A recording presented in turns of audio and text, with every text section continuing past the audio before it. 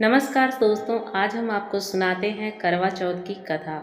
हर घर में सुनी जाने वाली करवा चौथ की कहानी। बहुत समय पहले की बात है। एक साहूकार के 7 बेटे और उनकी एक बहन करवा थी। सभी सातों भाई अपनी बहन से बहुत प्यार करते थे, यहाँ तक कि वे पहले उसे खाना खिलाते और बाद में स्वयं खाते थे।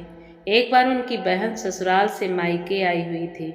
शाम को भाई जब अपना व्यापार व्यवसाय बंद करके घर आए तो देखा उनकी बहन बहुत व्याकुल थी। सभी भाई खाना खाने बैठे और अपनी बहन से भी खाने का आग्रह करने लगे, लेकिन बहन ने बताया कि उनका आज करवा चौथ का निर्जला व्रत है और वह खाना सिर्फ चंद्रमा को देखकर उसे अर्घ देकर ही खा सकती है।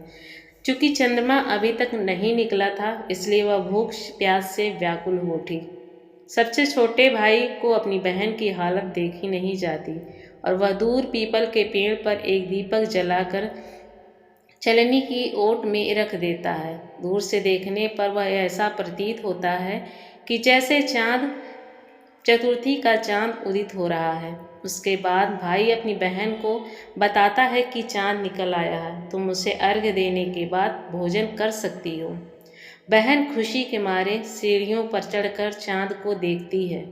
उसे अर्घ देकर खाना खाने बैठ जाती है। वह पहला टुकड़ा मुंह में डालती है तो उसे छींक आ जाती है।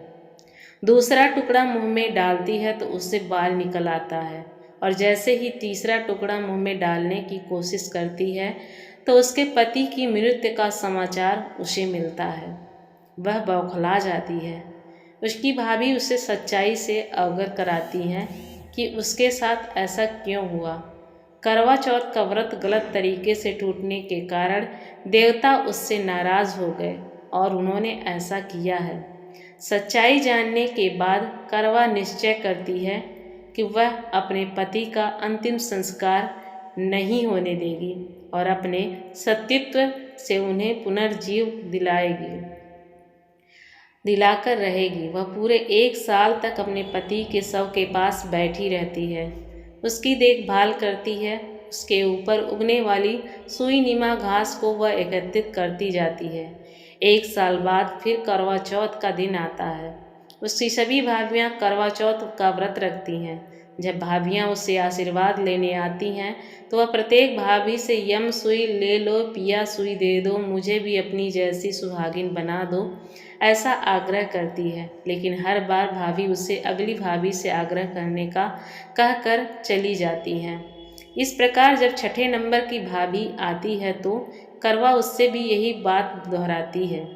यह भाभी उसे बताती है कि चूंकि सबसे छोटे भाई की वजह से उसका व्रत टूटा था, अतः उसकी पत्नी में ही शक्ति है कि वह तुम्हारे पति को दोबारा जीवित कर सकती है। इसलिए जब वह आए तुम उसे पकड़ लेना और जब तक वह तुम्हारे पति को जिंदा न कर दे उसे नहीं छोड़ना। ऐसा कहकर वह चली जाती है। सबसे अंत में छोटी भाभी आती है। करवा उससे भी सुहागिन बनने का आग्रह करती है, लेकिन वह टाल मटोल करने लगती है। इसे देखकर करवा उन्हें जोर से पकड़ लेती है और अपने सुहाग को जिंदा करने के लिए कहती है। भाभी उससे छुड़ाने के लिए नोचती है, खसोटती है, लेकिन करवा नहीं छोड़ती है। अंत में उसकी तपस्या को देखकर भाभी पसीज जाती है और अपनी छोटी उंगली को चीरकर उसमें से अमृत उसके पति के मुंह में डाल देती है। करवा का पति तुरंत श्री गणेश कहते हुए उठ जाता है। इस प्रकार प्रभु कृपा से उसकी छोटी भाभी के माध्यम से करवा को अपना सुहाग वापस मिल जाता है। सुहागन का वरदान आपसे मिला है, वैसे ही सब सुहागिनों को मिले। इस कहानी को पढ़ने वाले सुनने वाले सबका अखंड सुहाग बना रहे।